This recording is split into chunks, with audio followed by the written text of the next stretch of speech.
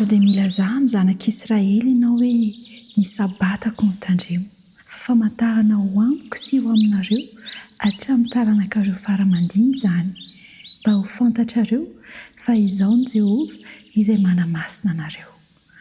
Exodosy 1:3-7. Misy tsangam-bato naorin'Andriamanitra mba handehanan'ireo zanany manaraka ny fitsipika sy ny taridalana omen'Andriamanitra makany amin'ilay fiainana mandrakizay. Efa napetrapetrак'Andriamanitra amin'ny tsipiriany io takela-by manondro ny mandrakizay io. Fa etsy andaniny kosa misy fahavalon'Andriamanitra izay manangana takela-by manapirofo ny atao hoe sabata sandoka ahafahana mamitaka an'ireo mahatoky an'Andriamanitra sy ny olombelona rehetra ho any amin'ilay lalana tsy izy. Ambaran'ny tenin'Andriamanitra ao amin'ny Daniela 7:5-20 fa misy fahefana mitsangana hiteny hanohitra ny avo indrindra, ampahoriny olo-masiny ny avo indrindra, ary hanova fotoana sy lalàna ary omena azy avelana ao an'izany izy mba handravatapitrry ny fehitrandro ray sy ny fehitrandro ary ny atsasaky ny fehitrandro. Mitsangana hanohitra ny avo indrindra ao amin'ny Daniela 7:5. Namana ve sa fahavalo ny mpanohitra? Mazava, fahavalo. Ary eo amin'Andriamanitra zany dia misy mitsangana ho fahavalon'Andriamanitra, ka ny fomba ampiasaina dia ny fanovana ny lalàn'Andriamanitra, ny fotoana sy ny lalàn'Andriamanitra.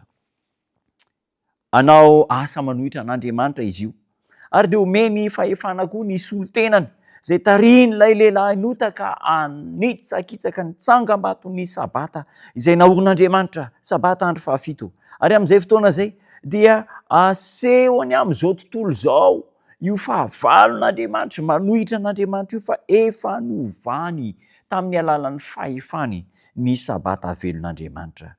Vokatr'izany dia be ny hino ny langa sy ilay tsangam-bato fitaka izay ahorin'ny fahavalo, ka maro dia maro ny olona anaraka izany tsangam-bato sandoka izany.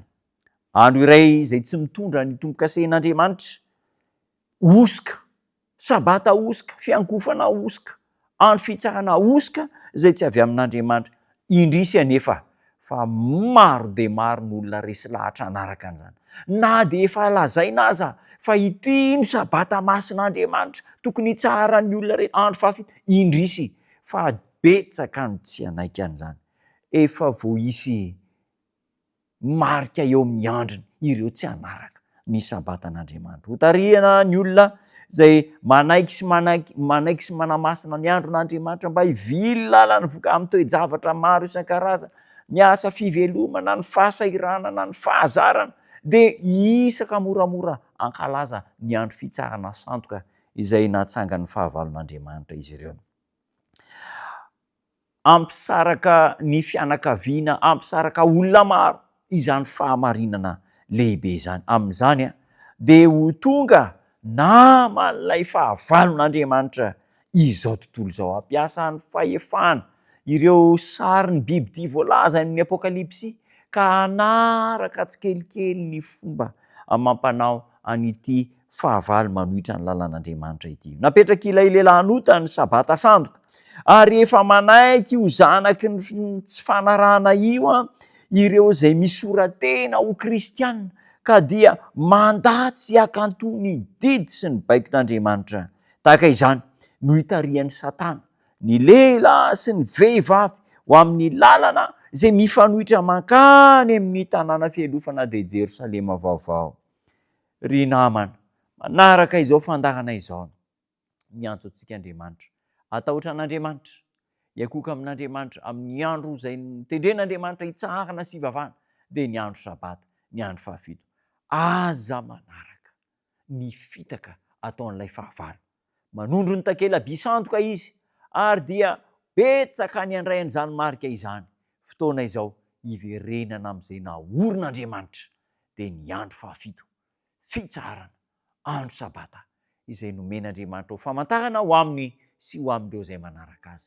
Tafatoetra aminao zany afatra izany, raintsika ihany-po, ary dia hanapa-kevitra hiandany amin'Andriamanitra isika. Anaraka ilay takela-by marina izay manondro ny tsangam-bato mankany amin'ilay fiainana mandrakizay. Dia hariva afaka isika. Toa mitsara misaotra anao izay fa lehibe ny afatra nomenao tamin'ity androany ity. mampirisika anay ianao, mba handinika na diady ny teninao, ahafantatra ny sitraponao, ka tsy hanaraka ny fitaka ataon'ilay fahavalon'Andriamanitra mitsangana no hitranao Andriamanitra. Atao vivato fantsika ty amponay ny ankatoanao, hitandrina ny sabatanao ka tsy voafitaky ny sabata sandoka. Tanterao amin'ny fiainanay zany, reseo lahatra izay, eny fa na dia indray aza mafy dia mafy ny anaraka ny fahamarinana no ny toe-javatra efa niainana nandritra ny fotoana maro. Reseo lahatra izahay, anaraka ny marina avy any aminao satria tianao ho vonjena izahay. Tononona ny vavaka amin'ny anaranao Jesosy Tompo. Amen.